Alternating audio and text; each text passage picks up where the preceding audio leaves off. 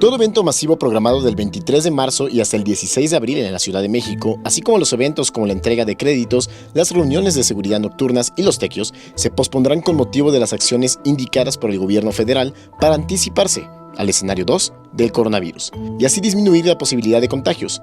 Así lo anunció la jefa de gobierno Claudia Sheinbaum la mañana de este domingo en conferencia de prensa.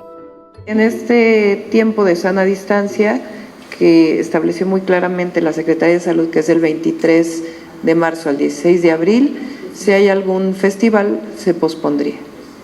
No lo suspendemos, no lo cancelamos, sino se pospone.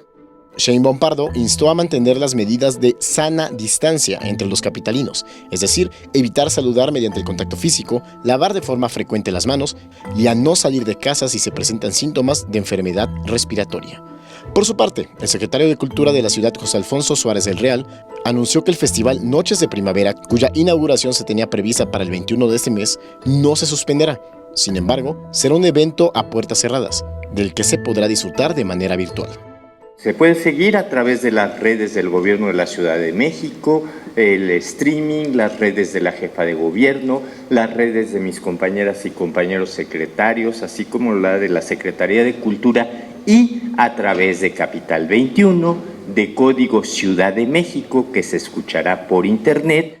Pese a que aún nos encontramos en el escenario 1 respecto a la presencia del coronavirus en el país, es decir, no ha iniciado la dispersión del virus de forma comunitaria, la mandataria capitalina señaló que la cancelación de eventos masivos es una medida de prevención que adelantarán en la ciudad, ya que esta pertenece a la fase 2 y ayudará a ganarle terreno al avance del virus.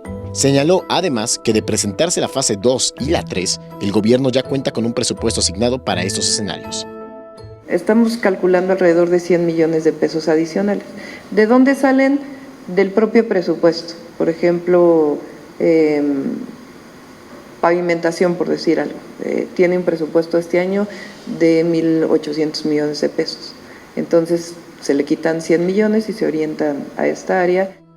La mandataria capitalina instó a la población a no entrar en pánico, a no hacer compras innecesarias y a mantenerse informados en fuentes oficiales.